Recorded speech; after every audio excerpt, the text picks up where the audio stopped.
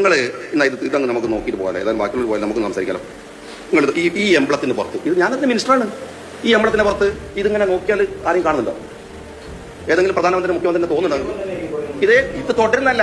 1,60,000 നിങ്ങൾ കൈരളിയുടെ സർക്കാർ കൊടുത്തു കഴിഞ്ഞാണ്. ഉണ്ട് അവർക്കുണ്ട്. നിങ്ങൾക്ക് നിങ്ങൾ അറിയില്ല, നാട്ടുകാർക്ക് അറിയാലോ. സർക്കാർ കഴിഞ്ഞ 10 കൊല്ലത്തെ സർക്കാർ സ്പോൺസർമാരാണ് കൈരളി. നിങ്ങൾ സർക്കാരിന്റെ ചെലവിൽ ജീവിക്കുന്ന ഞങ്ങൾ ആരോപണം ഉന്നയിക്കുന്നു. ഞങ്ങൾ ഉന്നയിക്കുന്നു, നിങ്ങൾ പറഞ്ഞോളി, എന്താ പ്രശ്നം? ഇടതുപക്ഷ സർക്കാരിന്റെ CPM-ന്റെ ഔദ്യോഗിക ചാനലാണ് കൈരളി. ഞങ്ങൾ കാണുന്ന അങ്ങനെ തന്നെയാണ്. വേറെ ആര് ചോദിക്കുന്ന പോലെ ഞാൻ പറയുന്നത്. ഞങ്ങൾക്കുണ്ട് ചാനൽ ഏതെയുണ്ടോ ചോദിക്കാം. കേട്ടോ, ഞങ്ങൾക്ക് ഏതെയുണ്ടോ ഉണ്ടെങ്കിൽ പറഞ്ഞു. ഏതെങ്കിലും ചാനൽ നമ്മളുണ്ടാ വടി ഇല്ലല്ല. അപ്പൊ ഞങ്ങൾ ഇല്ലാത്ത കൈരളി അല്ല. പാർട്ടിയൊക്കെ നല്ലത്, എല്ലാവർക്കും പറയും, കൃത്യമായ രാഷ്ട്രീയമുണ്ട്. പക്ഷെ നോണ പറയരുത്. നോണ ഞാൻ പ്രധാനമന്ത്രിയുടെ ഫോട്ടോ വെക്കുന്ന എംബ്ലം എന്ന് പറഞ്ഞിട്ടില്ല മിസ്റ്റർ. പറയാതെ നിങ്ങൾ എന്നെ കൊടുക്കുക. പിന്നെ നിങ്ങൾക്ക് കൊടുക്കാം, കൈരളിക്ക് പിന്നെ കൊടുക്കാം. അവിടെ ഞാൻ കൊടുക്കും. ആ വീട്ടിൽ നിന്ന് കാണിച്ചു ഒന്ന് അപ്ലൈ ചെയ്യും പ്ലീസ്. പതിനെ അപ്ലൈ ചെയ്യും. മോഡിയുടെ പണം ഉണ്ടെന്ന് പറഞ്ഞുകൊണ്ട് ഈ പദ്ധതിയിൽ നിന്ന് പിന്മാറുന്നു. യഥാർത്ഥത്തിൽ പണമില്ലാത്തത് പിന്മാറി. അതാണ് വസ്തുത. ഒന്ന് വീഡിയോ ഒന്ന് പ്ലീസ്. അതെ അതിനകത്ത് പറയും. അതിന് പ്രധാനമന്ത്രി ഉണ്ടോ? ഞാൻ കണ്ട വീഡിയോ അത് ഇദ്ദേഹം ചോദിച്ചു. റിപ്പോർട്ടറിന്റെ ചാനൽ പിന്നെ ലേഖകനോട് ചോദിച്ചു ഇതേ ചോദ്യം. അതിനെ ഉത്തരം പറഞ്ഞു.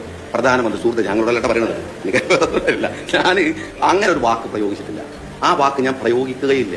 കാരണം എന്താ വെച്ചാൽ നിങ്ങൾക്കുള്ളതുപോലെ തന്നെ അത്തരം ഒരു രാഷ്ട്രീയ സമീപനം എനിക്കുണ്ട്. വ്യത്യസ്തമായിരിക്കാം. നിങ്ങൾ പറഞ്ഞാൽ ഞാൻ തന്നെ വ്യത്യാസം ഉണ്ടാവും. പക്ഷേ എനിക്ക് ആ രാഷ്ട്രീയ സമീപനം ഉണ്ട്. അതെല്ലായിടത്തോളം ഞാൻ പ്രധാനമന്ത്രിയുടെ ഫോട്ടോ വെക്കുന്ന പ്രശ്നമല്ല. ഒരു മനുഷ്യന്റെ ആത്മാഭിമാനത്തെ ഇല്ലാതാക്കുക. അങ്ങനെയാണ് EMS ഭവനത്തിന്റെ പേര് എന്റെ അഭിപ്രായം.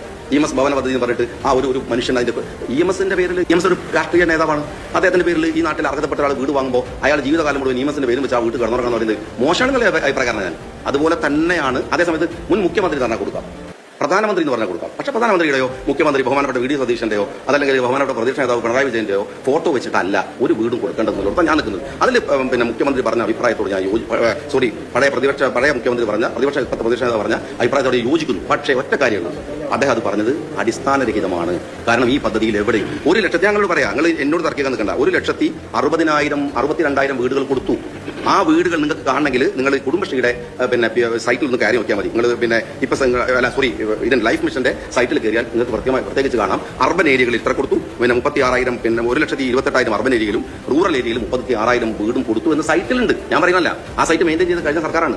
ആ വീടുകളിൽ നിങ്ങൾ പോയി നോക്കിയിട്ട് എവിടെയെങ്കിലും പ്രധാനമന്ത്രിയുടെ ഫോട്ടോ കാണിച്ചു നിങ്ങൾ ഈ ലോഗോ വെക്കണം. ഈ ലോഗോ വെക്കണമെന്ന് ഇൻസിസ്റ്റ് ചെയ്യുന്നത് അത് കൊടുക്കുന്നത് സർക്കാരാണ്. ഈ ലോഗോ നിർബന്ധമായിട്ട് ലോഗോ വെക്കണം എന്ന ഇതാ സർക്കുലർ. ഞാൻ വെറുതെ അല്ലല്ലോ സർക്കുലറായി കാണിക്കണം.